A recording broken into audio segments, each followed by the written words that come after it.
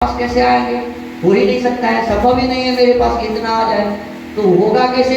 तो ये भी, इसके लिए भी हम आपके तरफ ही देखते हैं कि आप सब जब हमारे इस हृदय के भाव को समझेंगे और इस गुरुकुल को अपना समझेंगे तो निश्चित रूप में ये सब काम भी साधारण हो जाएगा। मुझे तो बहुत भारी लग रहा है, लेकिन जैसे भारी काम साधारण बन गया ना यात्रा वाला, ऐसे ही ये काम भी जब आप सबका हो जाएगा तो ये साधारण हो जाएगा। बहुत बड़ी बातें नहीं है ये। तो आप सबसे मेरा निवेदन है कि ये जो हमारी समस्याएं हैं, हमारे यहाँ 5 ऐसे कार्यकर्ता हैं जिनको हमें वेतन देना पड़ता है। 2 शिक्षक गांव से पढ़ाने आते हैं, उन्हें वेतन देना होता है। हमारे आचार्य जी हैं, आचार्य जी को वेतन देना होता है। हमारे और 2 कार्यकर्ता हैं जो गुरुकुल में रहते हैं, हमारे योगी जी और संजय कृष्ण नारायण जी, इनको भी वेतन देना पड़ता है।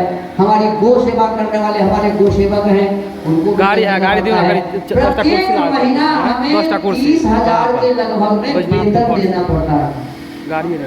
और मेरे पास आय 1 रुपया भी नहीं है।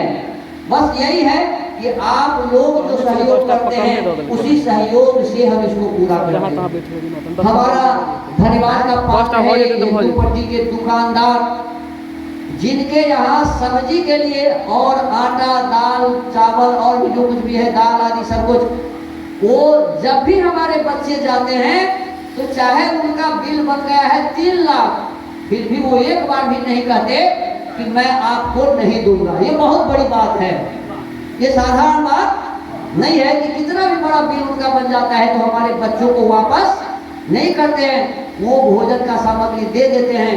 तो मैं बहुत बहुत धन्यवाद उनको देता हूँ, लेकिन वो तो इतना ही करते हैं तो बड़ी बात है। मैं ये कैसे कहूँ कि आप छोड़ दीजिए मेरे बच्चे जो खाए हो, ऐसा तो कह नहीं सकता।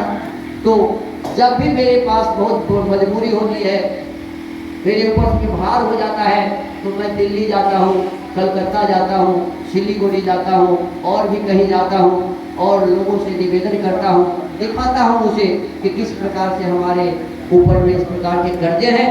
तो वो लोग कुछ सहयोग कर देते हैं तो मैं वो कर्जा सधाता हूँ। ऐसे में अभी तक 28 वर्ष हो गए गुरुकुल, इसी प्रकार से अभी तक गुरुकुल चल रहा है।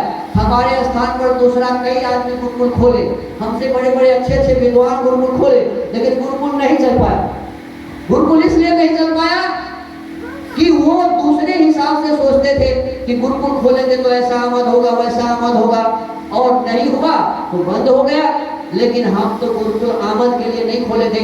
हमारे हृदय में शुरू से ही भाव है कि मिथिला के धरती पर एक ऐसे व्यक्ति हुए जिनका नाम था मंडन मिश्र, और मंडन मिश्र के यहाँ जब आए थे शंकराचार्य, तो शंकराचार्य को कहा गया कि वह दरवाजा जिस दरवाजे पर सुख और सुखी आपस में बात करते हो कि वेद स्वतः प्रमाण है या परतः प्रमाण, वह दरवाजा मंडन मिश्र का है।